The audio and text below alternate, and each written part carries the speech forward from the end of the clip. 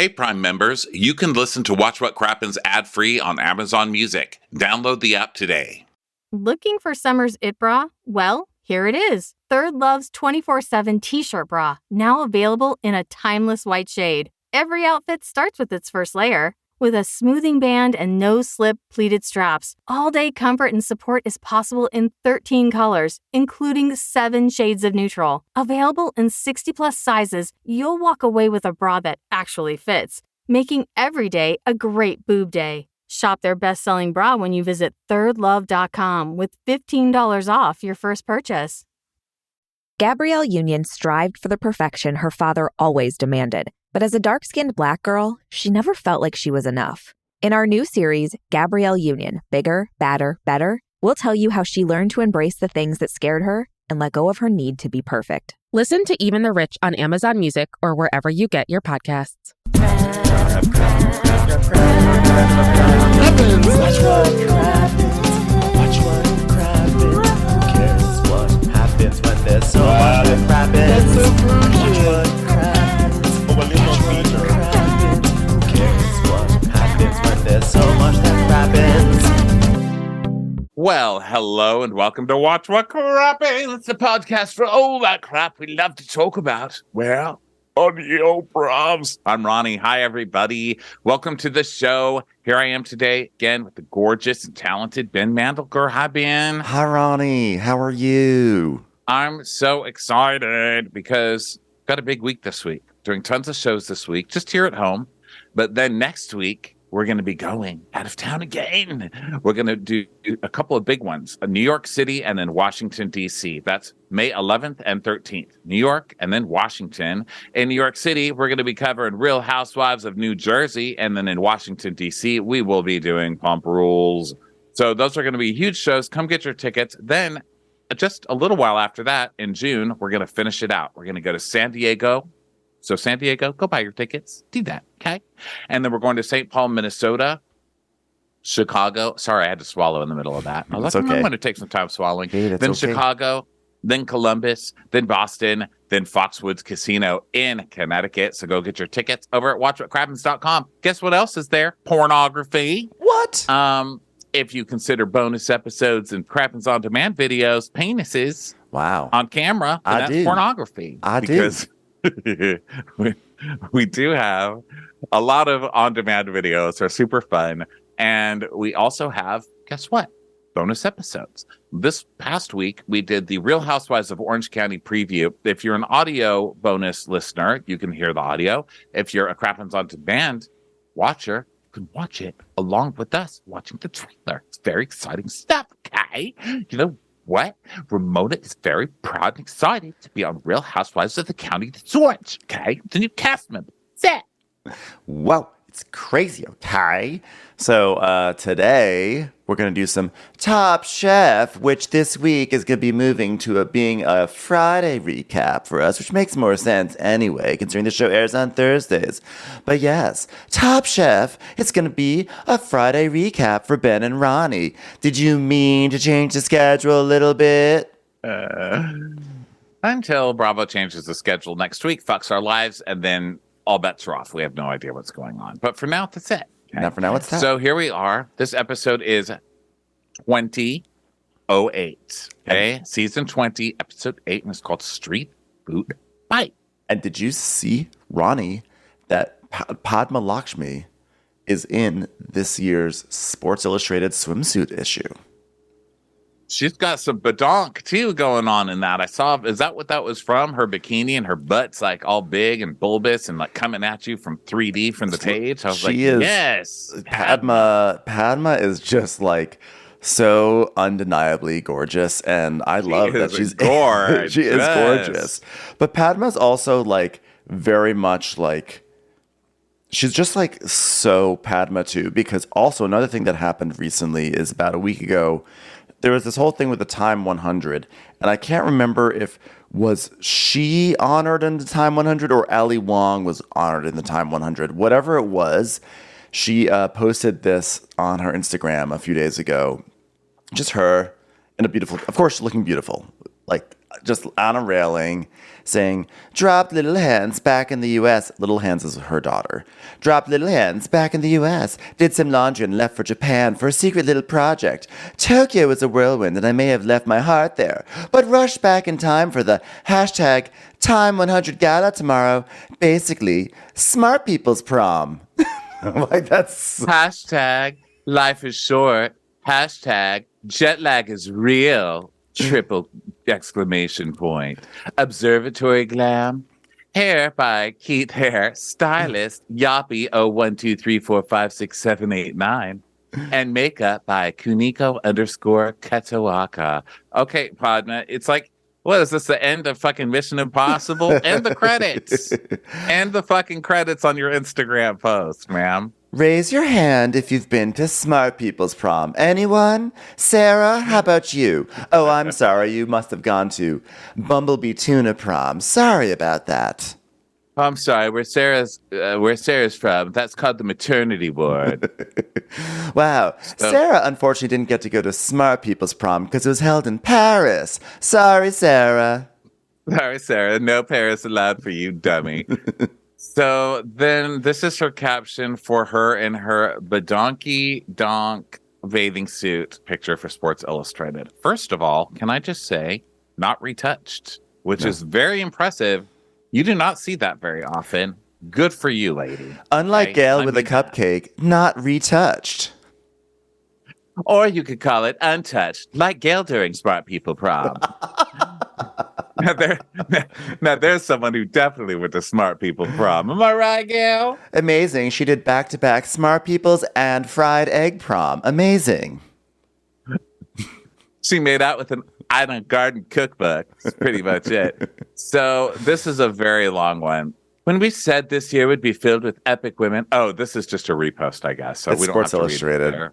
But I like But, her. yeah. I like her reading it. The idea of her being like, "Hey, look what someone wrote about me. I'm hot." There was one this week. I couldn't remember if it was a Instagram post or what it was, but she's like, "Guess what, everybody? I have nipples and I have a butt, and that's just how it is." Because people are, Padma, how come you eat burritos in your underwear? Or you'll do like your cooking thing on Instagram where she's like, "Hi, everybody. Just making some eggs in a bra. These eggs sure are delicious." And people are like, "Jesus, Padma, you thirst bucket." I guess that's what I guess happened. Because she's like, "Well, guess what? I have nipples. And sometimes my nipples come out when I'm cooking. Boo. Sorry to be a woman." Like, love her. Love it.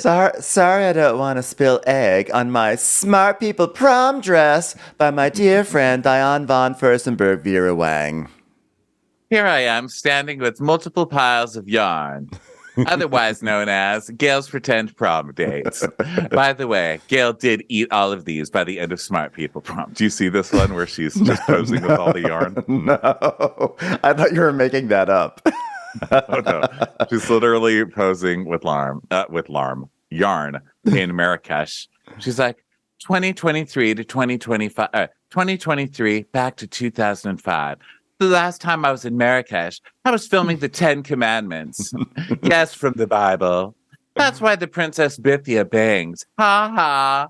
I had already done Padma's Passport and Planet Food, but this was way before Top Chef or Taste the Nation or even Little Hands. It was heaven to go back, soak up the size and smell of the sights. Sorry. Gosh, you don't want to soak up size. Let me tell you that much. I learned that in Flying and Coach with Gail. We learned that at Gail Prom. She slow danced the theme song for Hellman's. Soak up the sights and smells of the market and share it all with my daughter for the first time. This is so meaningful to me that I'm not even putting credits at the end of this Instagram post. Thank you. Just me and several bundles of poor people's yarn. What a special moment.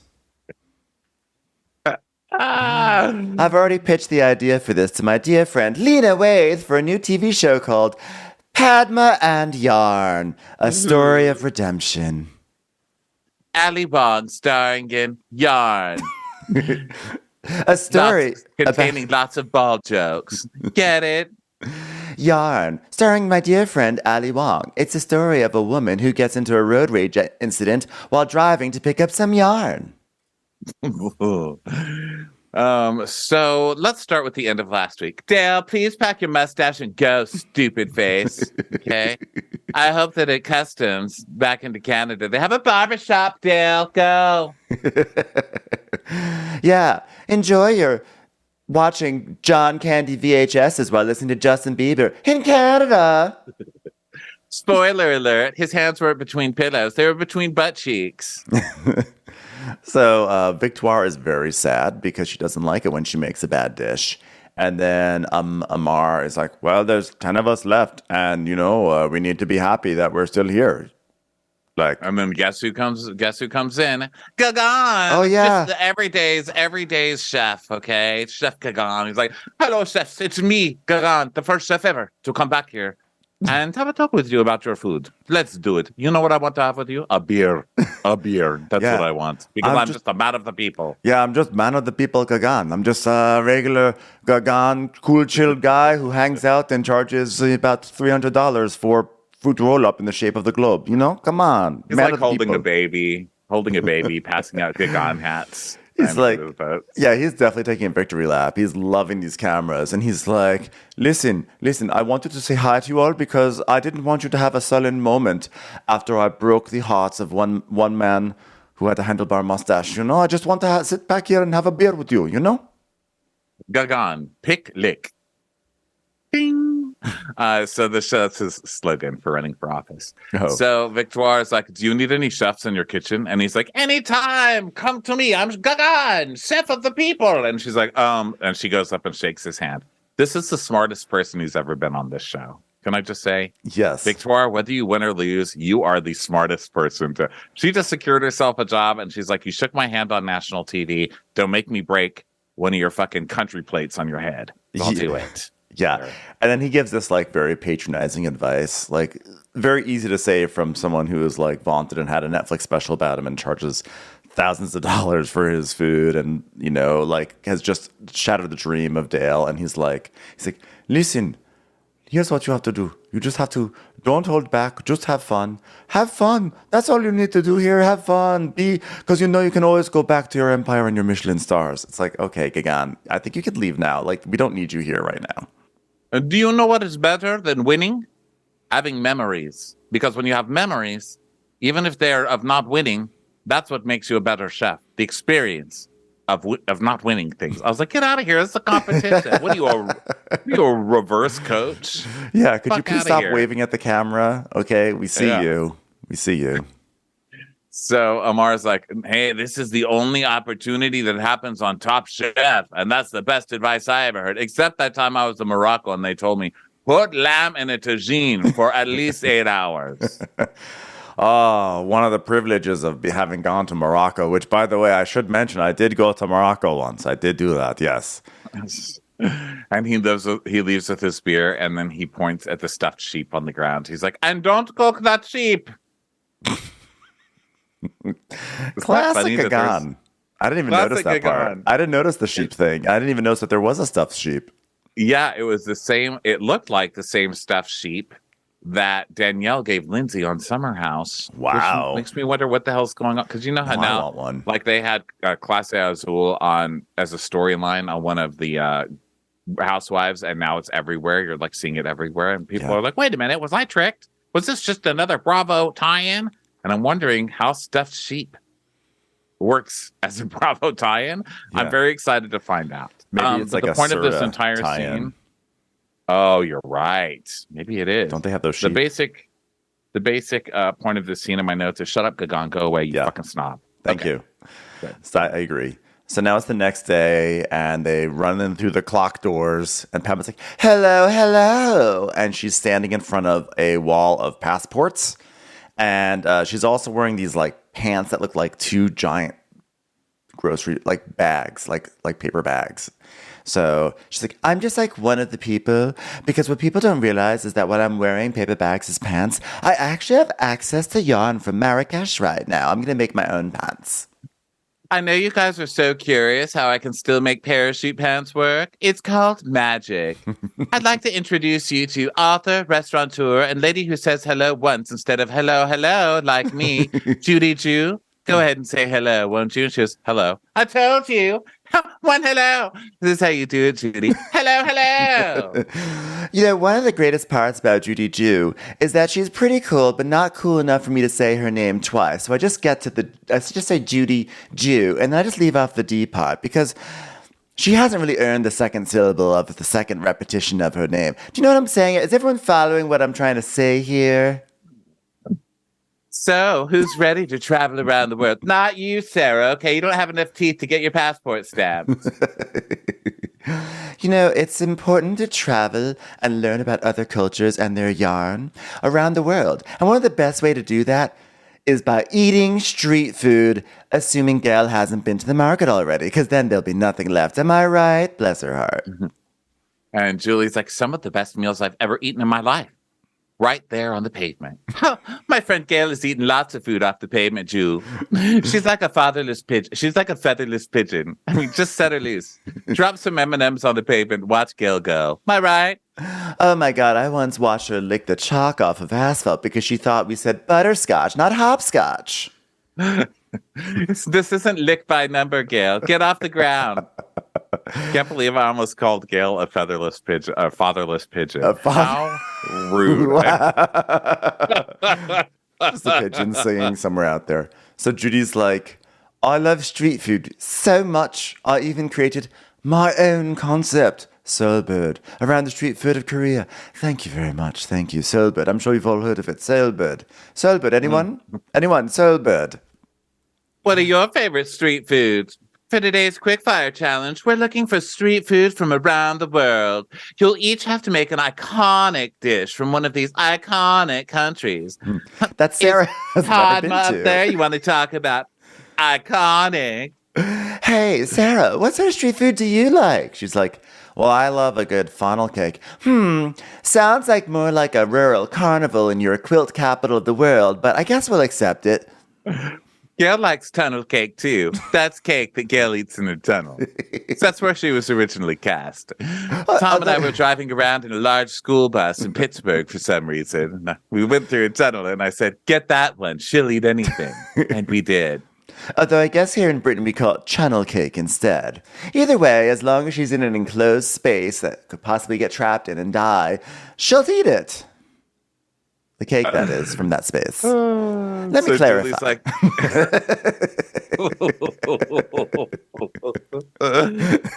Julie's like, you won't know what you're making until you pick a passport. So Gabri's like, he's like, the only place I've been to, really, he hasn't traveled a lot. So he's just been to Canada.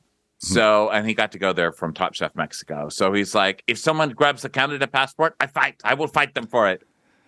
Now, what are the big Canadian foods? Because we were just there and we didn't really have, I guess, big Canadian. Because before when we were there, they were like poutine. I mean, this is in Montreal, because it's French Canadian. So we had a lot of like Montreal French bagels. stuff. There is like a tradition of like Quebecois food, and there's actually a tradition. There's like Acadian food. So actually, our friend Catherine Spears hosts a podcast called Smart Mouth. That if people are interested in this That's a good one. Everybody, go check it out. Go check it out. If people are interested in these sort of questions, she actually does a lot. She has a lot of episodes on regional foods, and I actually did listen to the one about like, is it Acadian or Acacian? I forget, but like that sort of Halifax, Nova Scotian, northeastern Canadian food. So there's definitely stuff. There's definitely stuff out there.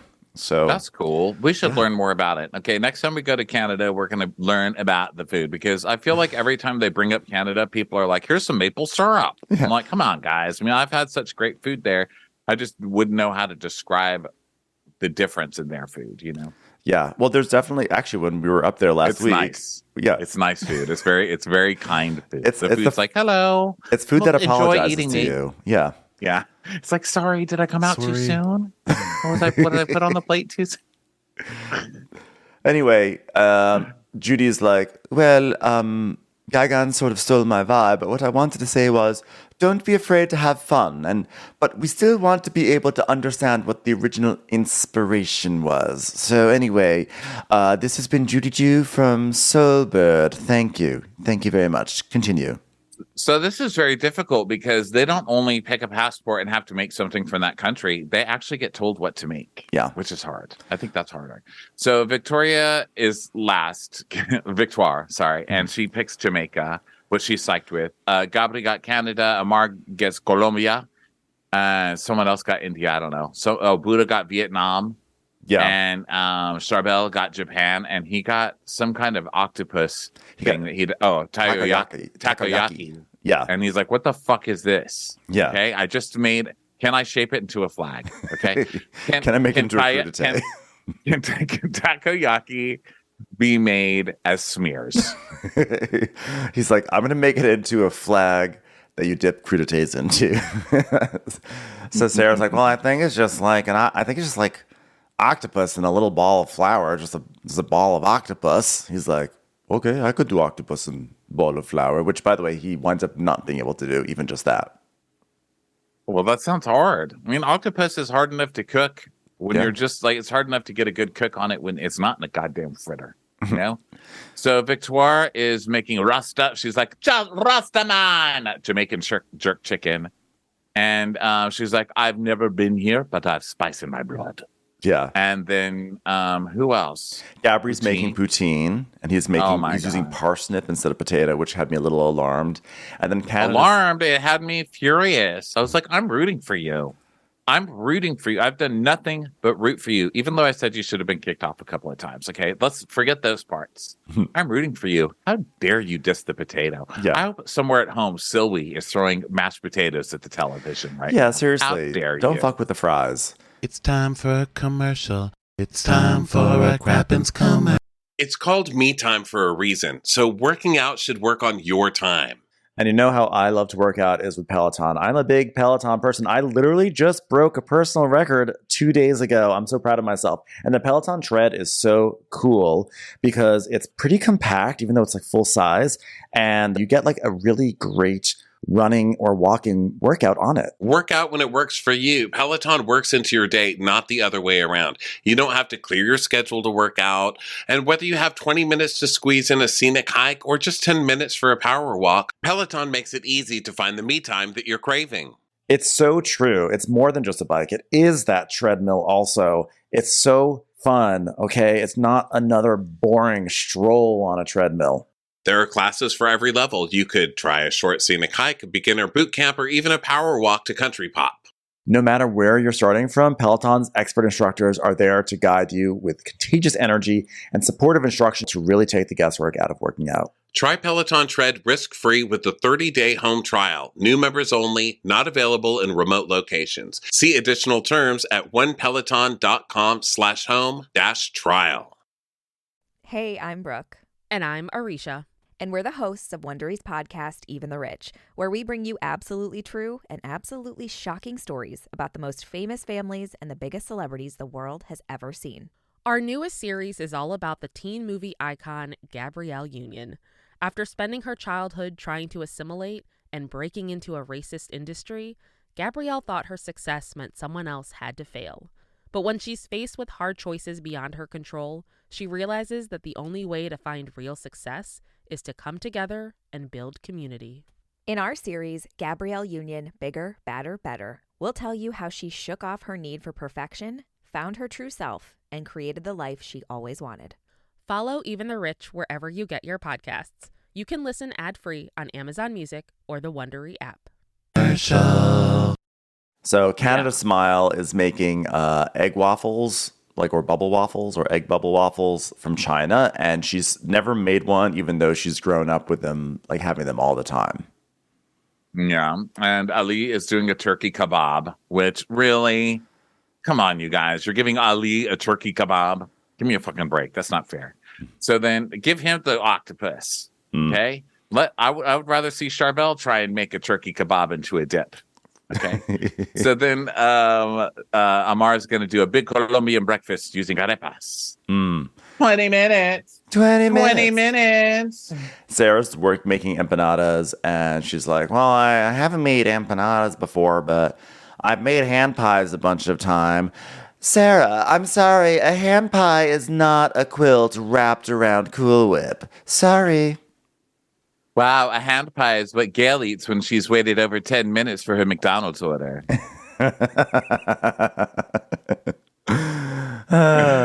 So Sarah's like, I decided not to make dough from scratch. I decided I had to make dough from scratch because ever since that fucking waffle challenge, and then we see her season when she used box stuff during a challenge and they dissed her. They were like, you used boxed biscuits? Disgusting. So then Buddha he's working on a Vietnamese dish. I forget how you pronounce it. Is it Bon Chao? Bon Chao? Bon Chao. I apologize. Bun Chao? No. I apologize to my right. Vietnamese friends, of which I have several who are probably just like shaking their heads at me. But either way, it's like, you know what? I usually write things in a way that I can read them. Yeah, I was like, oh, I'll remember. I write this. them down phonetically, and this one I was like, I'm gonna get this because it's so easy, and I can't remember. I know. Bun Chao? I was like, I know this. I've like seen this dish. I think I've eaten this dish. I was like, I'll remember exactly how to say it. And now I'm like, Bon blooba bloob. So either way, whatever this Vietnamese dish is pronounced, whatever it is, he's making it. It's like an egg crepey thing. So he's like, well, you have to nail the batter or else you're done. And to emphasize how much you have to nail the batter, I'm going to use a mold of a nail and pour the eggs in that. So then German Tom is like, I have India and I'm doing puri. I took India because no one else took it. There's a valid reason for that. Ding! Padma. It's very tough to cook for her. Yeah. He's like, I took a backpack from Germany to Australia and then to Spain and then to Malaysia and then to Canada and then to America and then back to Austria, then to Germany and then to Spain again, then to Malaysia because I want to see the world. Also, I murdered someone. I've been on the run for many years. That's how I feel too. Did he rob somebody? What crime did he commit? I feel like he's a con man. Yes, definitely. So then Canada Smile's making her little waffle spheres and having some issues. And Charbel is trying to figure out, like, how do you grill a ball of dough? And then Buddha's having issues with his crepes because the batter is too thick. And he's like, for the first time in Top Chef, I might not have a dish today. But don't worry, I've got a backup plan. Room temperature halibut. Watch out, world. So it's 2 minutes and he's starting over with his little crepey things. Mm-hmm. And Sarah is like, oh my God, holy shit, this pastry don't work. Mm-hmm. And Gabri's like, it doesn't look like poutine, but the chicken is juicy. I think it's good. But they're not perfect. I've got to get something on the plate. Time's up, hands up, dum-dums, dum-dum. Everyone who's stupid, stop cooking. Ha, it was all of you. Everyone who got invited to Smart People's Prom may continue cooking. Oh, I guess you all have to stop. Wow, smells really good in here. Gabby, why don't you go first? And he presents his poutine with parsnip fries, chicken gravy, cheese pancetta, crispy cheese, pancetta, and mushrooms. It looks very pretty. But he took out the best part. So go to hell and take your hellish dish with you. Bye. And then Tom is up next, and he has his bell puree with raw and sautéed vegetables and mushroom steak and chopped masala and cumin. Pat goes, have you ever had this dish before? He's like, yeah. And Judy's like, and do you like cooking Indian food? He's like, yeah. Padma just stares at him like, wow, thanks a lot, imposter. You're like Tweed at the yarn market in Marrakesh. Wow, I can't wait till you go back to Germany and pretend you invented puree. That should be fun. We'll talk about that on Taste the Nation. Also airing now. So then Ali serves his turkey kebab, which I think is cheating. That's too easy. Mm-hmm. And then Buddha serves his Vietnamese dish, his banh. It's banh. It's like a Ponzi scheme. It's when somebody wants to take all your money by making really good bonds. a Ponzi scheme. Yeah.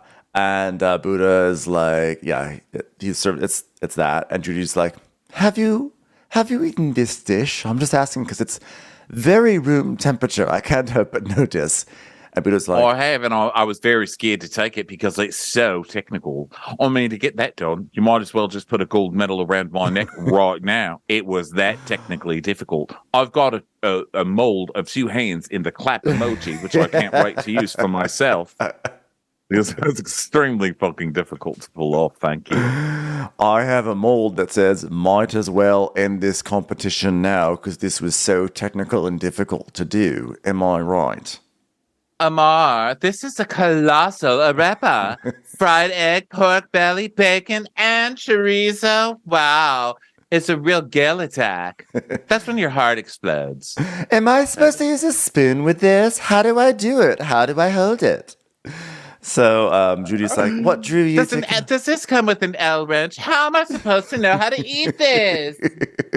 Judy's like, Padma, please stop putting that on my head. But I don't know what to do with it. So Judy's like, so what drew you to Colombia? And Amar's like, well, I was thinking, well, first of all, I noticed there was no passport in Morocco. So then second choice, I was hoping I'd get empanadas. And Judy goes, as if she's like, you stupid man. So Charbel got takoyaki, and he doesn't know what it is. He's like, I've never seen it. I've never tried it. So there's egg and flour batter with chunks of octopus and Japanese aioli. I don't fucking know. Have fun with this. And Judy goes, this is one of my favorite things, actually. And he's like, oh, thank you. She goes, takoyaki in general, that is. Padma's like, good one. I love a misdirection. God, Julie Jew's really got it going on. I really loved how before this you said, have you ever been to India? I mean, that was really amazing. Listen, I don't compliment people often, Jules. Can I call you Jules? Of course I can. Wait, was her name Julie or Judy? Julie. Oh, I wrote Judy. I thought her name was Judy Jew. No, that's a girl you went to high school with. This is Julie Jew. Oh, okay. Okay, that makes much more sense. Well, either way. I think so. I mean, no, actually her name is Judy. I just looked it up. It's Judy Jew. It's Judy? It's Judy. Well, God damn it. How many times did I write it down wrong? Judy Jew. First of all, the Judy Jew that Ben went to high school with, inevitably, I'm sorry. And also this this Judy Jew. I'm so sorry I wrote your name down as Julie 900 times. So I apologize. It's all good. It's all good. Listen, listen, I just had my whole Banzi situation that I still am probably saying wrong. So anyway, Charbel serves this thing, and she's like, this is the most delicious thing I've ever tasted. I mean, generally speaking, that's what I usually say when I have this. This one is shit. But generally speaking, I love these. So what did you think you were going to get when you chose Japan, dummy? And he's like, well, I cook my food all the time, so I wanted something different. I figured Japan would be maybe sushi. And she's like, oh, I admire that. Idea, not your dish. See, Judy, high fives. High fives, Jude. Well, it's like when I said to Sarah, I admire that you've never been to Paris and the farthest you've ever traveled has been the barn in your backyard where you play banjo. I admire that. Well, like when Gail comes in a new blazer that doesn't match anything she's wearing otherwise, I say, I admire that someone actually had the cojones to sell that to somebody. Yeah, good for you, Gail. It's like when Gail tried to do the Celine Dion thing by wearing a backwards tuxedo, but she just wore the blazer on her legs. I said, I admire that. I said, Gail, you're not supposed to wear granny panties backwards on your face. You look like you're trying to rob a bank. I liked when Gail tried to crash the MTV Movie Awards by dressing like a big thing of cotton candy, but then she ate half her dress by the time she got through the red carpet. I admire that. Oh, so Sarah picked Argentina. She's like, I was hoping for empanadas. Guess what I got? Fucking winner. Empanadas. Right there. Go for it. And then Nicole, she serves up her egg waffles, and she's like, this is an homage to Canada. And Pamela goes, Canada? What? How? But this is China. It's supposed to be China, not Canada. I think you misspoke. You know what it is?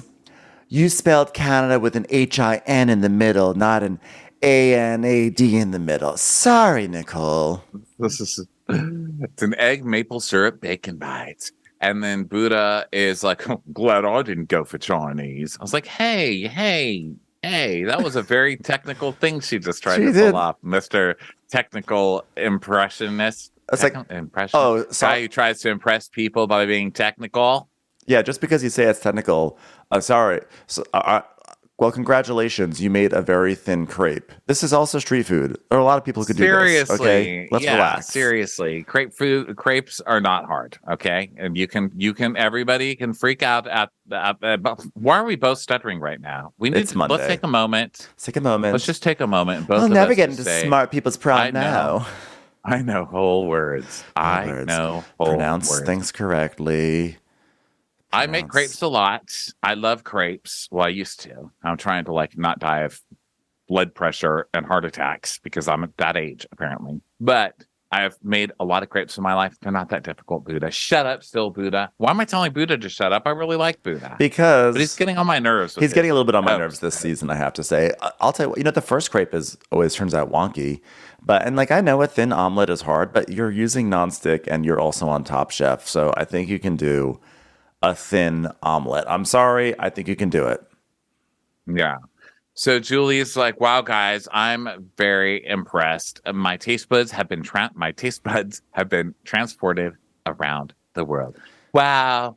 And like Sarah ever will be. Am I right, Sarah? Poor thing. So let's get the bad news out of the way. You're all poor and nameless. Anything else, Julie? You're all going to Skittles prom. So Charbel is in the bottom. And Judy's like, Pam's like, all right, Judy, listen, I want to let you know what's at stake for you. At the end of this quick fire, I'm either going to give you a hug or not give you a hug, and it all depends on how harsh you're going to be. So the choice is up to you, Judy. Have at it. So Judy's like, Charbel, it didn't look like takoyaki, it didn't taste like takoyaki, and it had no resemblance to takoyaki. Plus, your face is stupid and I don't like your pants. I never want to see you again, and never look at me directly in the eyes ever again. Wow, Judy. Whoa, wow. Judy, that was laying it on a little thick. That was almost thicker than the takoyaki batter. Am I right, Judy? That's how you do it, Judy. High five, Judy, babe. here, watch the master. Charbel, did you mean to make this indescribable octopus goop? All right, try again, Judy. Try again. Okay, well, Nicole, bubble waffles are called bubble waffles because bubbles are light and airy. Whoa, that was actually pretty good. That was pretty good. That was pretty good. Also, a great description of what goes on in Gail's stomach. Light bubbles all the time. Oh, wow. Bubble waffles because they're light and air. You know what? That was like a Yelp review of Gail. Heavy and doughy. Okay? That's what I say. So Judy's like, Sarah, the filling was dry and there wasn't enough of it. Patton was like, wow, I appreciate that you made your dough, but there was too much butter. Okay, that was the kind of anger level you need to give the third hateful dish. Okay? It was almost like she was trying to make a butter quilt. I mean, there was so much of it. And now for some good news. I'm as gorgeous and rich as ever. And now for some good news. I bought yarn in Marrakesh. That was the throwback congratulations to myself to 2005. That was a congratulations to whoever's going to receive that yarn and make me a sweater. Thank you. Throwback good news. Here are the tops. Buddha, you're in the tops. And Judy's like, Buddha, what you did was very technically difficult. I don't know why it was, but for some reason I have that idea in my head. I don't know where it came from. It was technical. That's what. Very, very technical. Okay. And Gabri, I'd like to be I'd like to spend one of the only times in your life that someone's going to say this to you. You're a top. And I was just so impressed. I was just so impressed with the modern interpretation, almost deconstruction of poutine. Wow. It was amazing. And then Judy's also impressed with the balance of Tom's dish. Wow, Tom, great job doing white person's Indian food. Congratulations. Our favorite gave us a bite that truly took us back to that country. And his name is Gabri. Just kidding, it's Buddha. Because what a technical feat! I've done it again! I would say this is as good as Charbel's takoyaki was absolutely horrible. Oh, I like that. Very well done. All right. Well, Buddha, you've also earned immunity. Judy, thanks for being here. Now back to scrounging for Insta likes from someone less famous than me. Bye. You're welcome. Congratulations. You get a Padma hug and you're not even wearing a pussy bow. Chefs. Dunk, dunk, dunk, dunk. It's time to step. I love the transition because she always does that. Chefs. And then the music, it's like dunk, dunk, dunk, dunk. But this time it's even crazier. It's time to step up if you plan to make it to the finish line this season. And it's like, This challenge is going to be fast and furious, like Gail running into the Golden Corral. like Gail hearing there's only one quarter pounder left. Like Gail hearing there's only one final sale at Dress Barn. So the TV speeds in on rollers. It's like, The craze that was like they'd not have any money in their budget to rent like a sports car to drive in. The fact that there was like a little TV that came like zooming in through smoke, a TV, and there's all this smoke and these crazy lights. It reminds me of like when the Cooking Network tried to do that, or the Food Network tried to, not the Food Network, the Cooking Network is the cheaper one, right? Mm-hmm. They tried doing that one with the rock and roll chef. She's like, I love rock and roll. God, Yeah. I couldn't stand her. The rockabilly, she's rockabilly. She's like, I got curly bangs. Yeah, and then they play like an electric guitar. So she's like, who's ready for a race? Here to give you some inspiration are some folks that people who know a thing or two about being fast. And then we cut to Vin Diesel. Like Vin Diesel just sort of standing there like, hey, team, sorry we couldn't be there with you today. We brought a little sneak peek of Fast X to get you excited. It felt like a, hey, don't do drugs, that they play in school. Vin Diesel not looking great. And I have to say, I like that Hollywood is like, you know what? He was hot for long enough. Let the man live his life and let's still give him 10 movies. Yeah. God. So it was heartwarming, actually. She's like, well, it may seem odd to pair a classy cooking show with a trailer park classic like Fast and the Furious. But Fast and the Furious was also the name of Gail's autobiography when she found out they stopped making Twinkies. I've never seen someone run to a factory that quickly. We just removed S from the title. So it was, Think about it. People at Smart People's Prom get it. Anyway. Sorry, Sarah, you're not going to get that one. She goes to the Slow and the Furious prom. Anyway, last year we had dinosaurs on here to celebrate Jurassic Park, and this year we have dinosaurs to celebrate Fast and the Furious. Vin Diesel, everyone. So, what, were you expecting a challenge based on tar? So we see this trailer, and Victoire's like, "Oh, Italy," and then all the chefs are just like pretending like they either care or are interested. They're like, okay, all right. Yeah. And then all the cast starts coming on, and I've never seen a Fast and the Furious movie, which I should probably watch. Scattered. I've seen certain ones. I always intend to see good? them, and I never. Yeah, they're fun. They're fun. I always plan to watch them, and I never seem to watch them. But I saw the first one, which I liked actually a lot, and I think I saw the second. I saw the second one, and I saw the fifth one. I saw one where they're in Brazil. And wow. And Gal Gadot, I think, was in it. And she was like, why you do that? Why you do that?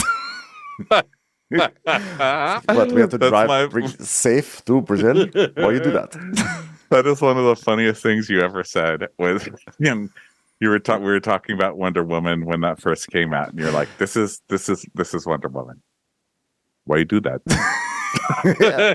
She's just like entered society after spending like her life on an island, and she's like trying to figure out Paris. She's like, what? Why you do that? She's like literally like, I Wonder Woman. So so funny. It's time for a commercial. It's time for a Crappens commercial. So the cast Look. comes on. They're like, wow, over the years we travel around the globe. Yeah, we were in the busiest streets of Rome. Now buckle up, because Padma got twists and turns to navigate this shit. I was like, what is this movie? I know. You just see Padma standing by the monitor, just like trying to, just like, this is not my brand, so I will not engage with this trailer whatsoever. Oh, Ludacris and Tyrese. How lovely for them. Don't see them at smart people's prom. I'd just like to point out that not one of those cast members of Fast and the Furious was standing on a gel mat. Wow, look at that. My dear friend Jason Momoa. How do you say his Mamoom? Mamomo. Hi, Jason Mamam. So, who's a fan of Fast and the Furious? And some people raise their hands, but embarrassingly, like you can tell they're kind of embarrassed. Yeah. And it's like, has anyone seen them all? Sarah, stop lying, Sarah. We all know that you've seen, but the only one to raise her hand is Victoire. And she's like, I've seen them all because I love driving. Wow. So let's not have her get behind the wheel of our BMW X5 30,000. She'll crash it. Now, who here is a fan of Federico Fellini? Anyone? Oh, am I the only one who likes Italian art films? Oh, sorry. Any fans of Almodovar? Didn't think so, Devar. So tomorrow, you'll compete in the fastest elimination challenge in Top Chef history. You'll compete in the notorious mise en place race. It's always been a quick fire. Chefs, this time it's time to draw knives. Because it's not a quick fire, it's an elimination challenge. A fast and furious elimination challenge. It goes fast. It goes furious. Can I go now? Have I said? Can you just cut some of that together? For this challenge, you'll be peeling 30 coconuts and stacking them on Vin Diesel. Chefs, it's time to draw knives in this kind of half-baked last-minute challenge we came up with, because clearly the restaurant we were supposed to shoot in had a fire. Right? This challenge seems crazy. So it's time to draw knives. So we've got teams. We've got a green team, which is Sarah, Omar, and Charbel. And then the red team is Nicole, Buddha, and Victoire. And yellow is Ali, Tom, and Gabri. And Tom's like, oh, if I feel good with the team, we know we are the fast ones. So then I feel good about that. And by the way, every time they draw knives for the teams, every time they pull a knife out of the block, they put in a sound effect of a car going, vroom, vroom. I'm like, okay, everyone relax. These are chefs pulling out knives to make delicate, beautiful food, and you're making it sound like they're at the AutoZone, okay? Because you know that the movie PR team or whatever that made this deal, they just keep getting notes. They keep sending notes like, we need more Fast and the Furious, guys. I mean, we're sponsoring an entire episode. Did anybody get the knife? Did anybody feel anything Fast and the Furious branded in that? Do something about this. Do something. We're really concerned that the audience may think this is about horse racing. So we just really want to like amplify what this is about. So when they pull the knives out, how about like revving of a car? It really would speak to street racing in Italy, I think. Yeah. You'll compete in 3 rounds of the mise race. I like that Padma shortening of it. Yeah, she won't even say mise en place anymore. That's what we got. That's what we call it. That's what professionals call it. They're like, have you done your mise yet? Yeah. Once that race is over, each team will work fast and furiously to create 3 dishes featuring your team's mise ingredients in just 30 minutes. Wow. The fastest elimination challenge in the history of Top Chef. The best 3 will get a trip to Fast and the Furious Part 10 for you and a guest. The winners get to go to the world premiere of Fasten. Oh, excuse me. Fast 10. Sorry. Oh, is that what she said? No wonder I got confused. Fast 10. Fastix. Oh, I get it. That's so Fastix cute. by Elon Musk. That's where we're sending a space shuttle into a street to race. And Buddha's like, we've got to win this one for Victoire. It's going to be the most technical thing I've ever done. I know. And so now they go to some garage wine bar type place set. Because of like cars. Don't you know, Yeah. Fast and the Furious has cars. So they're going to go drink something near a car. So Mara's like, yeah, usually we get this stuff out at the beginning, but now someone's gonna go home in the elimination challenge for this. And Nicole had to do a bass and shallots, and she made it through 3 rounds of hers in her season. Yeah. And Buddha's like, well, if they give you something amazing like uni, there must be something to give you a disadvantage if you lose every round. Yeah. God, I'm going to think about this really hard because I'm Buddha. It's a technical challenge. So Charbel saying he's joking about how in his season he did much better with quick fires, but this season he's doing better with elimination challenges. And then they're like, cool. And then Buddha's like, oh, Victoire, I've been told by the people at NBC Universal that I have to ask you this question. You're a big Fast and Furious fan. Who's your favorite actor? She's like, oh, Vin Diesel. I dream of him. Vin Diesel. I'm like, yeah. Vin Diesel. I'm just never gonna get that image of Vin Diesel doing like the peace signs in his like sleeveless tank to Padma out of my brain. So now we're back in the kitchen, stupid racing lights again and engine sounds. And then now the judges are all there. And Padma's like, hope you got some sleep. You'll need the energy. Please welcome stupid Gail, Tom with the dumb hats, and Top Chef Canada judge David Zilber, who's going to try and take all of our jobs today by being more fun, wittier, and more charming than any of us combined. I know. I loved David Zilber. By the way, I couldn't remember his name, so I started calling him Justin in my notes because I really felt like he had Justin energy, but he was adorable. And he was great. Why have we never had Justin? I mean, see, Jess just called him Justin. David Zilber before. Yeah, David was about to take this whole thing. I was like, I can't believe they're not getting mad at him because he's winning. So Tom is like, oh, he worked in Roma and he got famous for fermenting a pigling and eating everything, okay? Did he say fermenting a pigling? No, he said fermenting and pickling literally everything.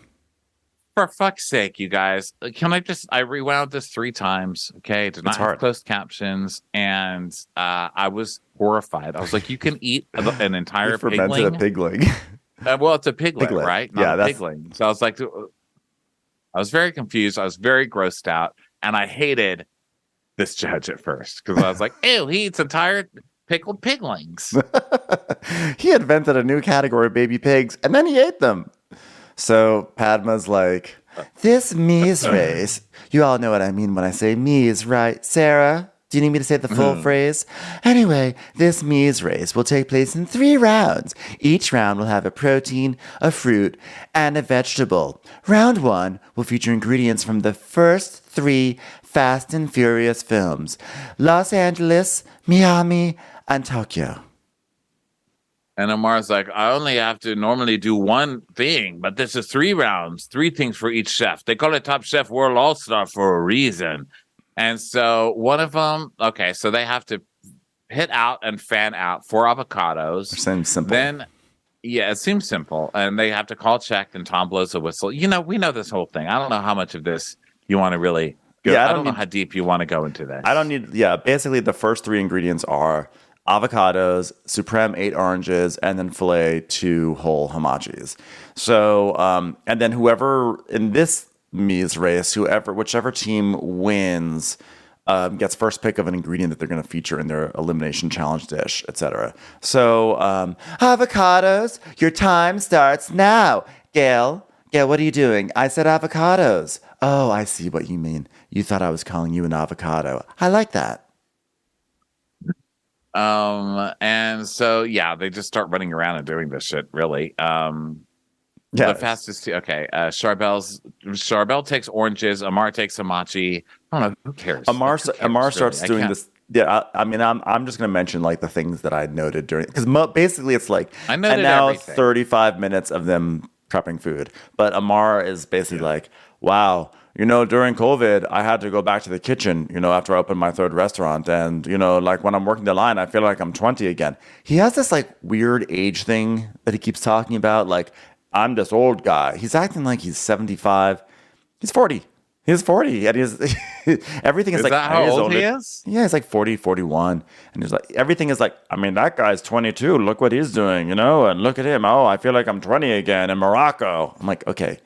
Settle down. He also does this thing like he hasn't touched the line in years and years, which I like too. Like he got How long ago was Amar on Top Chef? We need to look this. That was when we Amar, went to Top. That was the Top Chef. That was one that we went to.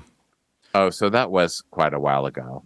That's probably Right. like 5 years Well, ago. he began. He immigrated to the U.S. at 13, began his culinary career at 16. So, girl, after working in a kitchen that long, you probably do feel really fucking old. Let's see.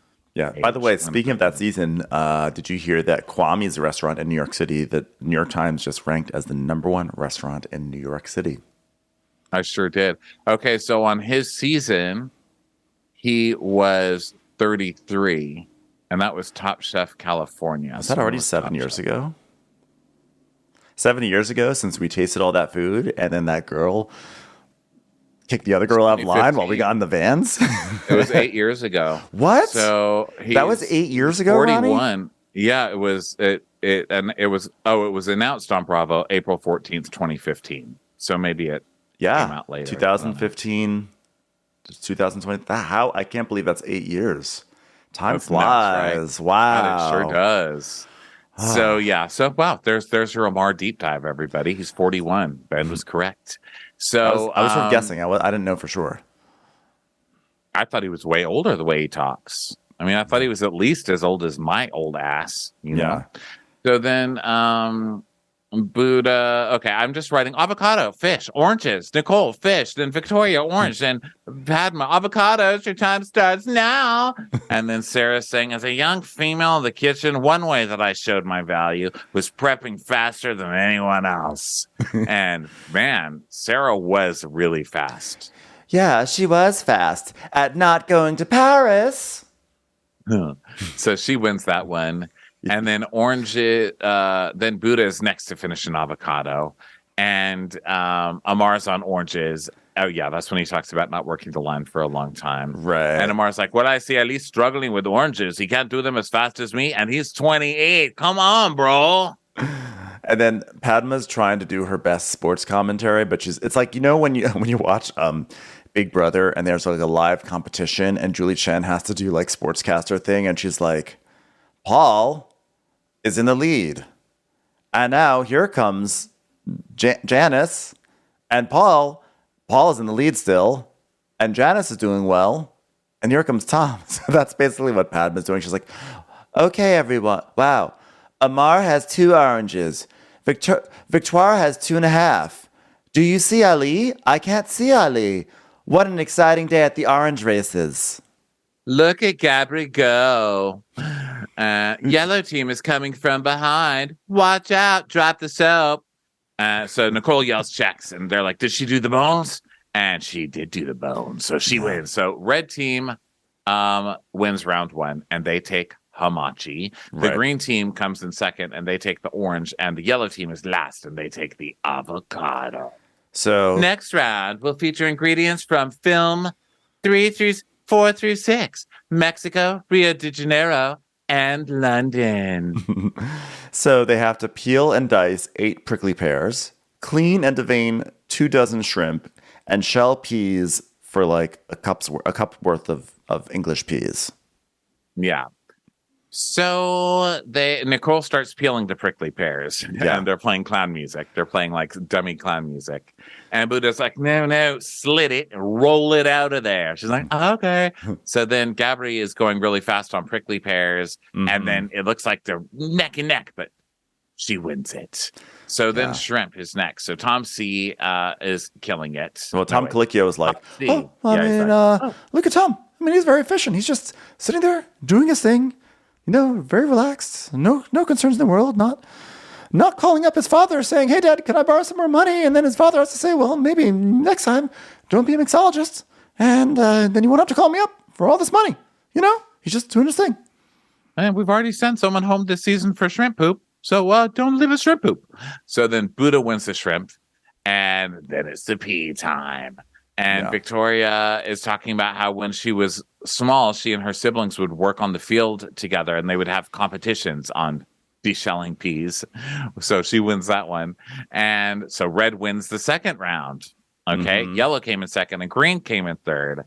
Victoire chooses shrimp And Buddha goes, it's tactical. Remove the protein from the other team. We know, Buddha. We fucking know, dude.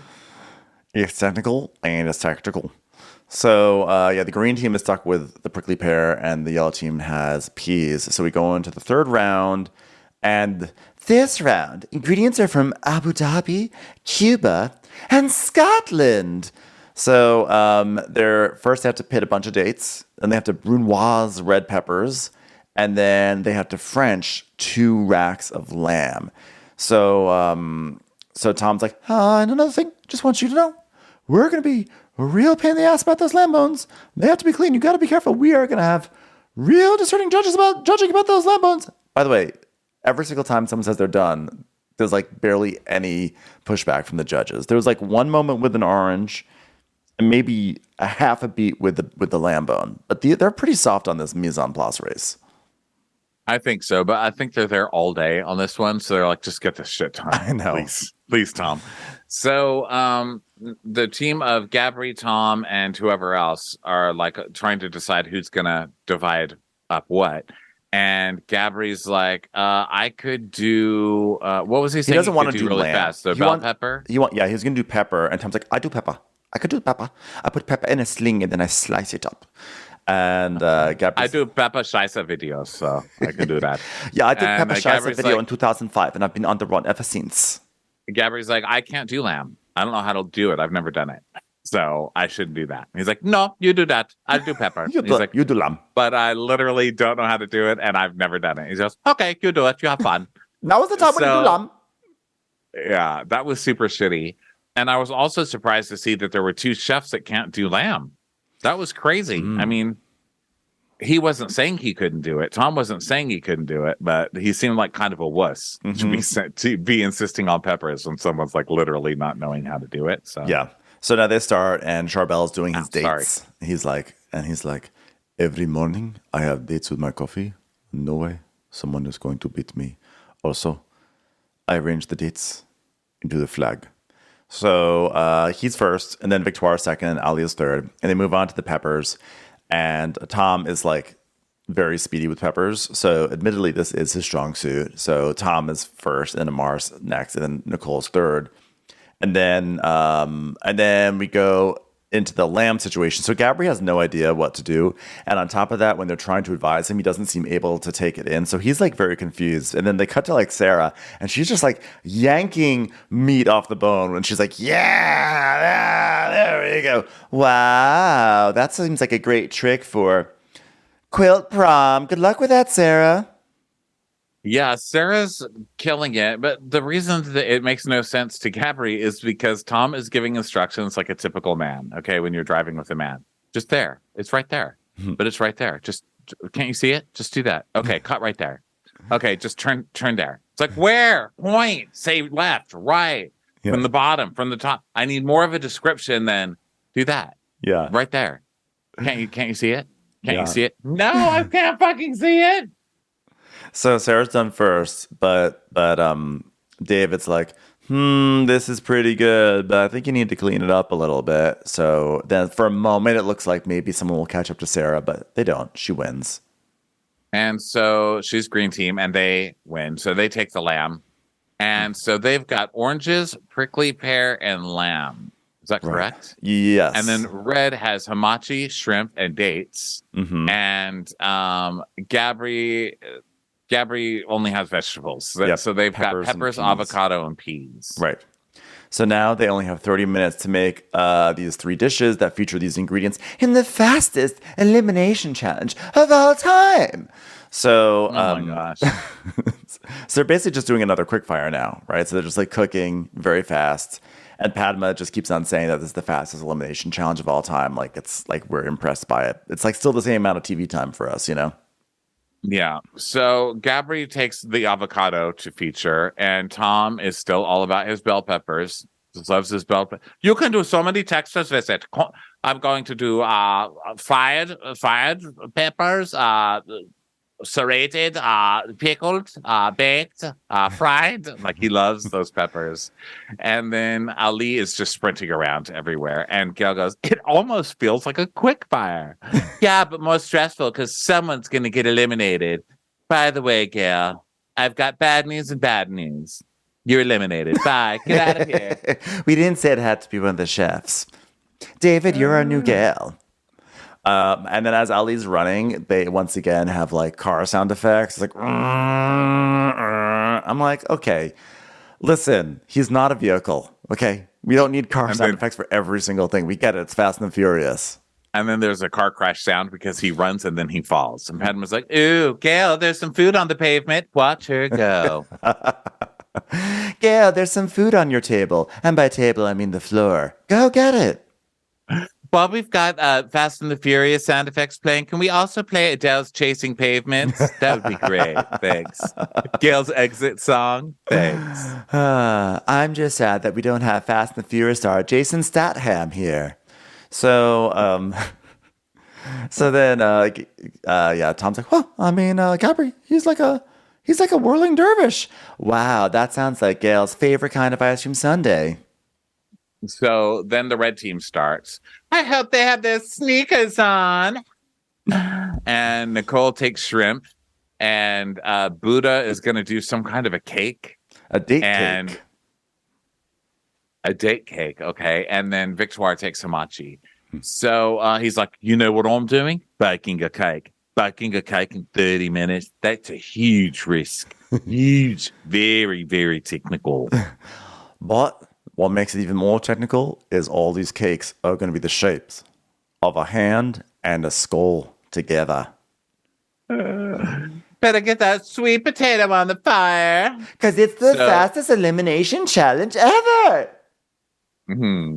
So Victoire is going to do a fresh hamachi tartare with a tuile that she's going to make from the dates. Yeah. And she's going to do it with a colatura di alici fish sauce, only from Italy. Green team, you can start now. So Gail's like, 10 minutes? That was fast. I know, and you ate an entire porterhouse in that time. Amazing, Gail. So Sarah's going to use the loin off the bone for the lamb. And Amar's like, my team decided to use all lamb, especially going up against red team with hamachi and prawns. So their thing is they're going to all feature the lamb, but they're also going to feature the other things that they won, like the other ingredients. It's almost like they're scared that if they don't have like a meat on their plate, that they're going to be disadvantaged. So Padma's like, wow, everybody's cooking. You can call me up, ESPN. I think I do a pretty good job with the play-by-play. Hey, can anyone see what Sarah's doing? Why do I have a feeling it's scratching off scratch-offs in the 7-Eleven? Oh, there she is. There she is. I don't want to look, but I thought I saw the shadow of banjo somewhere. So then David's like, well, she's grabbing another rack of lamb to French, but she's going for the loin. Smart move. Way less cooking time for sure. Ha ha ha ha ha. That was great commentary, New Gail. Love it. So something is burning. Something is burning. It's Victoire's tuile. So that's a fail. Yeah. So yellow team is done first. So it's time for them to get judged. They had peas, avocado, and peppers. And Tom's like, I made whole roasted bell pepper with smoked bell pepper and hazelnut puree with chorizo bell pepper, gremolata, feta grilled pepper, and pickled pepper on a pepper veggie. And Gail's like, and is that feta? No, Gail, it's cotton balls. Of course it is, dum-dum. Sorry, everyone. So the guest loves it. And Ali's dish is a hot appetizer, and it's completely vegetarian. It's smashed peas with basil and mint, spiced potatoes, garlic, coriander, and chili. I think it looks really good. It does. These all look great. And then Gabri makes charred avocado with red pepper, bacon, and a vinaigrette. And David's like, I really like this. I really like the acid that was here. And they're all like, yay. So then Amar is burning sugar, and Nicole needs help plating, and she's like, why did I have to make this dish so complicated? I was like, wow, she really is Canadian. She's quoting Avril Lavigne. That's like such dedication to her country. Why gotta make this dish so complicated? Life likes that sometimes. 1 minute, dummies. Time's up. Just kidding. I said 1 minute, but it was already done. So Nicole has a tempura prawn with Thai coconut curry with roasted sweet potato. And David's like, oh my God, these flavors are simply heartwarming. Am I right? I'm like, wow, David is taking the first opportunity to speak every single time. He really is. Like, I think he's trying to get the job. I think so. I respect it. Yeah. And then Victoire serving a hamachi tartare with that colatura di alici dressing with lemons and dates. And Gail's like, why tartare, Victoire? Oh, Gail, that was clever. Do that again. Why tartare, Victoire? Gail, that's hilarious. Say it again. Why tartare, Victoire? Oh, my God. Gail, I've never known you to be this funny. And you don't even understand why. She's rhyming. Something that people at Smart People Prom understand. She's a regular Dr. Moose over there. So Victoire, answer the question. And Victoire's like, because it was fresh and the texture was very elegant. And the guest is like, you know what you get? The umami. Let me tell you guys, the umami of that. And Tom's like, yeah. And you know what else I got? A sweet, which was very nice. It was nice to get a little sweet there. And Buddha's like, oh, you want to talk about sweet? I did something so difficult and technical, it's going to blow your minds. Date cake with miso caramel and pecan praline. Oh, I dare you to hate it. Dare ya. And David's like, this is the dessert I never knew I was missing. Well, you better eat it quickly because with Gail around, you will be missing it very soon. Ask the Twinkie Factory. So, green team, 1 minute. And Sarah's like, guys, we have to make sure they're all on the plate or we're not going to win it. Time's up, hands up, teeth in. Okay, Sarah, bring your team forward. How about bindles down? Okay. So they arrive and Padma lets out her first big wow of the episode. So Sarah featured orange with her lamb. And she had a duca crusted lamb with burnt orange yogurt and an orange gremolata. Yeah, and she had told us when she was cooking, by the way, that she's like, I'm going to just overload this with orange everywhere. So that's what she did. Yeah. So because that's her featured thing. So she really has to, overdo it. So Charbel is only featuring the lamb because that was one of the 3 ingredients. So he did lamb loin with the carrot puree and roasted carrots with honey, which, yeah, I mean, it sounds boring to me. And then the guest was like, so were you trying to caramelize this? Because you know what? You could have gone farther because it stuck in my teeth. Isn't that good when caramelized stuff gets stuck in your teeth? I think it was that like it didn't get out of the chewy, sticky phase and needed to get to like the burnt phase or something like that. You want it to be a little bit farther. And furthermore, why tartare, Victoire? God, I love saying that.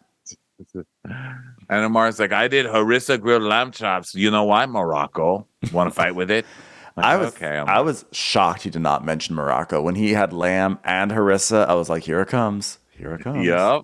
And he did a prickly pear gastrique. And Padma was like, have you worked with this before, Mark? He's like, oh, shit. Really? Is it that bad? What? I'm just asking a question. Oh, I've got another one. So why the meditation on lamb? I mean, this is ridiculous. A meditation on lamb. I mean, that's like going to Sarah's hometown where they only have meditations on quilts. It just doesn't make sense. What are you, Shirley MacLaine? Meditation out on a lamb? What is that? What we're doing today? I just don't understand. What are you, 10% happier? Are you 10% happier with your meditation? Why?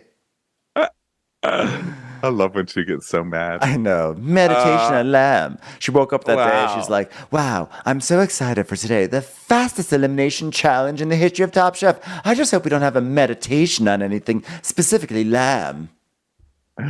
Gail's like, because they cut. Shut up, Gail. Stop reading your trophies from the hamburger eating competitions.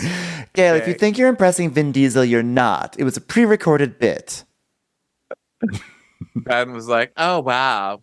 I think that was the fastest elimination cook we've ever had. And then Tom goes, well, I'm not furious with the food we had. Huh? And she goes, ha ha, Tom. Tom.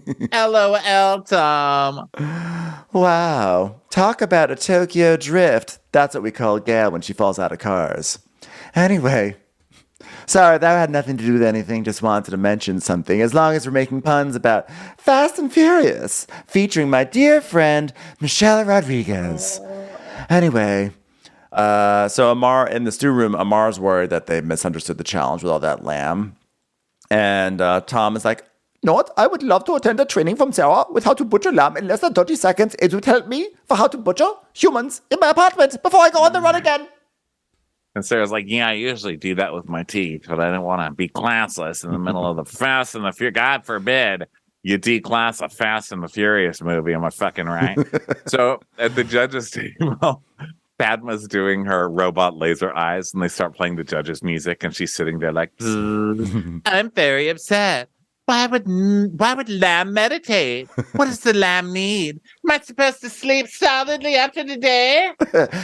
Overall, you guys gave us a lot of well thought out dishes, especially for a half hour of time, which I think we can all agree means that this did make it the fastest elimination challenge of all time.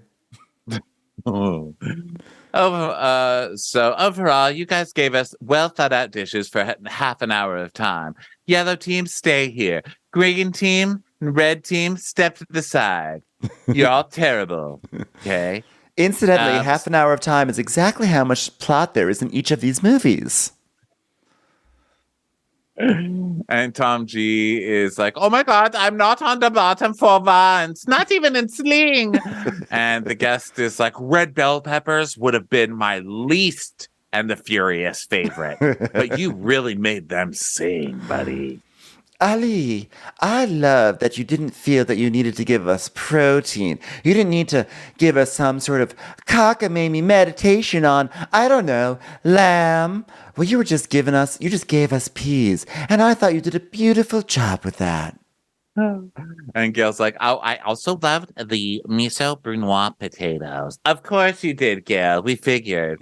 And Tom's like, Gabri, the avocado is fatty.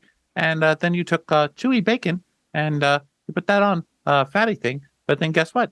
The fat on fat was good. Okay. Anyone want to take that? Gail, even you could do that one. Yeah, you could do that. No? Okay, the three of you, congratulations. You get to go to the Fasten World premiere. And then you get to FaceTime Victoire and tell her how much fun you're having at the movie franchise that she knows every detail about and that you barely understand. So we do want to congratulate one winner out of the three already winners. The winner did the best job of featuring the ingredient and wowing us. Tom. And Tom's like, oh my God, I love the Fast and the Furious, so I get to go to world premiere. I go and talk some big hot. Yellow team, step to the side and, oh, sorry. Wow, that really went to your head. Wow. Listen. Wow. Tom gets a ticket to Fast and the Furious, and suddenly he's Padma the Furious. Get the fuck out of here, Tom, you idiot. I can still take it back. He goes to the Fasten World premiere, and suddenly he thinks he hosts a show. Papa, it's Fast 10. I don't care, Tom. I'll call it what I want. I was married to a novelist. Yellow team, step to the side and send over the green team. I know the green team can hear me, but I don't want to speak to them directly right now because it's disgusting. Green team, please stand in front of us and don't look us in the eyes. Thank you. Hello, green team. We heard you. Okay, we're walking over there. Green team, your team had our least favorite dishes of the day, and one of you will be going back to playing the banjo on a river while Ned Beatty gets attacked horribly. Or was Ned Beatty the attacker? I actually don't remember. I think Ned Beatty was attacked, if I remember. I believe he was told to squeal like a pigling. Oh, sounds about right. Bless me. Gosh, I could have almost used some meditation for that one. But not on lamb. So, Green Team, how did the day go for you? Did you feel like you got your engine started, or were you stuck in park the entire time? Sorry, that was a little bonus tie-in for the movie. And Charbel's like, well, I thought we did our best to make the ingredients shine, but we didn't. And Sarah's like, I guess we're realizing now we didn't really give you what you wanted by giving you one dish orange, one dish prickly, one dish lamb. We just figured that's how you'd want it. So wrong, fail, hit on the brakes, whoops, broken tail light. Pull over, please. Gail was actually very excited to try a muffler salad, so I think that's where she's most disappointed. So Tom's like, I thought it was pretty smart. They spread this lamb around, But the individual ingredients just weren't highlighted. It was like, you had this really great idea, like to go into the world of food and bev, and then you just become a mixologist. Like, what's even the point? So Gail's like, I like the Mars chops, but the prickly pear needed to take more of a role. And you need to take less of a role. Weren't you already eliminated? Why is Gail still here? The prickly pear was like Jason Momoa in The Fast and Furious. Love him that he's there, but like, why don't we see more of him? Am I right? Tom's like, you know what? It wasn't about prickly pear. I'll tell you that much. And Padman's like, Chabelle, everything on your plate was fine, but Gail. What does this mean? Boring. Oh, God, I was exhausted. Talk about Fast and the Furious. I wish we were shooting that right now so I could just lay on the floor and get run over so I wouldn't have to listen to her anymore. Yeah, it was like watching the sequel to Tar, which I only have access to because I'm in the Soho house. Yes, it's called Tar 2, Tarrier Than Ever. I can't say what it's about because it's an NDA, but I will say this. Boring.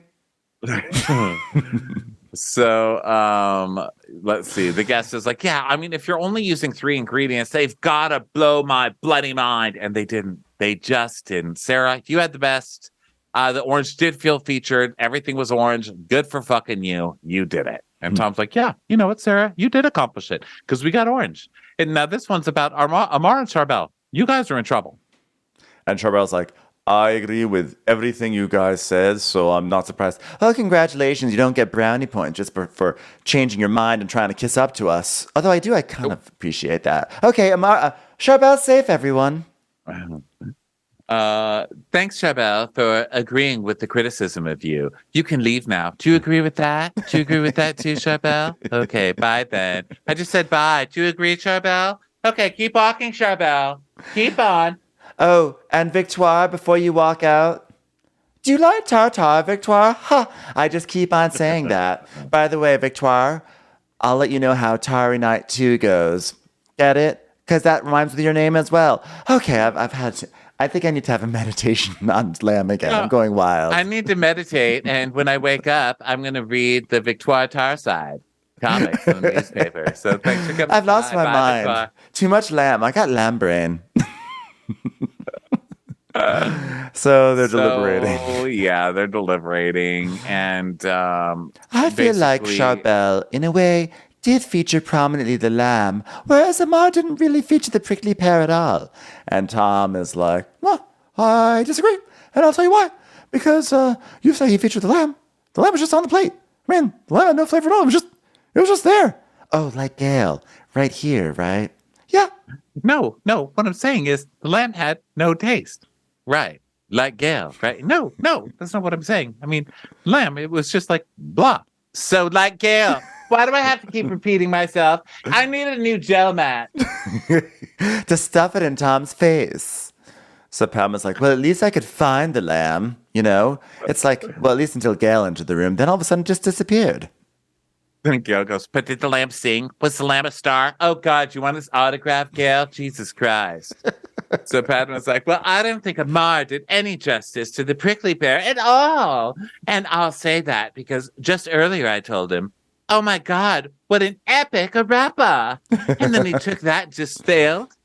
I mean, I didn't see anything prickly or anything pear-shaped on his dish. I mean, that doesn't even make sense. So, well, I guess we have our answer. No one listens to me once again. So let's call them out here. So the chefs come back out and Tom goes, you know, chefs, listen, you cook. That's why you're here. This challenge was very, very specific. It's about promoting a movie that's part of the NBC Comcast Universal universe. And to that extent, neither of you did it. One of you is supposed to shave your head and wear a sleeveless tee. The other one of you is supposed to drive in on a fast car and crash into the counters. The point is this. Yeah. You know what? You're supposed to highlight an ingredient. I'm highlighting a member's club jacket that I'm 30 years too old for. Padma is highlighting how much more famous she is than you. Gail's highlighting terrible fashion and general malaise. And you guys highlighted Dookie Squat. Okay. Charbel, congratulations. Badma? You've been... Oh, I'm sorry. You had your line before I had my line. Oh, sorry. I thought you were going to keep going. So for that reason, one of you is going home, and you're not allowed to see Fast and the Furious ever. You poor things. Badma? Charbel, congratulations. You've been invited to Please Pack Your Knives and Go prom. Please pack your dips and go, Charbel. Okay. And Amar goes, damn, bro. Thanks, Amar. I mean, if you cook as well as you've been cooking in Last Chance Kitchen, you'll do great. I can't wait to have things to dip things into again. That sounds great. And Charbel's like, I'm just grateful to put my country on the map. That's an achievement of itself. And at 25, I'm here. I was like, Jesus. Another 25? achievement. Looking like I'm 53 when I'm only 25. God, what is it? You know what, Lebanese people, I feel like we're really hot when we're younger, and then we just age so fast. I mean, I started looking 40 when I was 15, okay? And I think I stayed there until I was about 30, and then I hit 50. I was like, what the hell? This is not fair. Every day I become more of my jidli.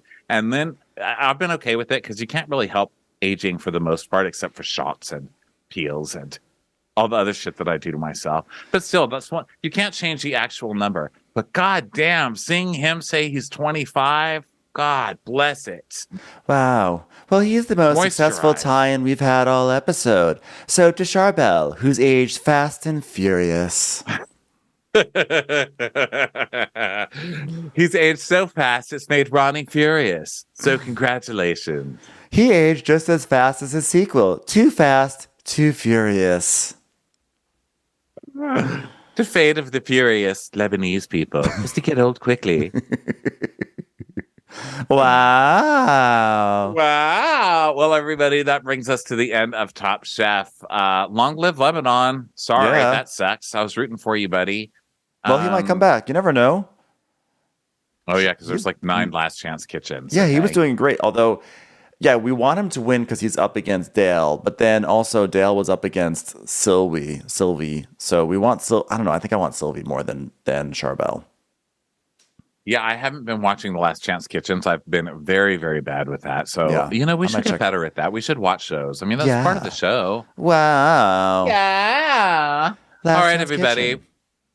Well, thanks so much for being here. Go get tickets for our live show, New York. Yeah, next week. Washington. Next week. New York is Real Housewives of Jersey. Washington, DC's Pump Rules. Tickets available. WatchWhatCrappens.com. And then all our shows in June. San Diego is the first one out of those, so go get tickets. We love you guys. We will talk to you later on this week. If you're only Top Chef listeners, it's a double episode week. We'll be back Friday with the newest episode. Yeah. You're welcome. Congratulations, you. Bye. Watch What Crappens would like to thank its premium sponsors. Ain't no thing like Allison King. Ashley Savoni, she don't take no baloney. Dana C. Dana Do. She's not just a Sheila, she's a Daniela. Itchels. Aaron McNicholas. She don't miss no trickolas. Jamie. She has no last namey. Hava Nagila Weber. Sip some scotch with Jessica Trotch. She's always supplying. It's Kelly Ryan. Kristen the Piston Anderson. You're never alone with Lacey Monteleone. Let's give a kisserino to Lisa Lino. Megan Berg. You can't have a burger without the Berg. The Bay Area Betches. Betches. And our super premium sponsors. Somebody get us 10 cc's of Betsy MD. We're taking the gold with Brenda Silva. Let's get real with Caitlin O'Neill. Don't get salty with Christine Pepper. Can't have a meal without the Emily Sides. Nobody holds a candle to Jamie Kendall. She's not harsh, she's Jill Hirsch. My favorite Murdo, Karen McMurdo. We love him madly, it's Kyle Pod Shadley. Let's go on a bender with Lauren Fender. We want to hang with Liz Lang. The incredible edible Matthews sisters. Nancy Cease and Desisto. Give him hell, Miss Noel. She's the queen bee, it's Sarah Lemke. Shannon, out of a cannon, Anthony. Let's take off with Tamla Plain. She ain't no shrinking Violet Kuchar. We love you guys. Hey, Prime members, you can listen to Watch What Crappens ad-free on Amazon Music. Download the Amazon Music app today. Or you can listen ad-free with Wondery Plus in Apple Podcasts. Before you go, tell us about yourself by completing a short survey at Wondery.com/survey.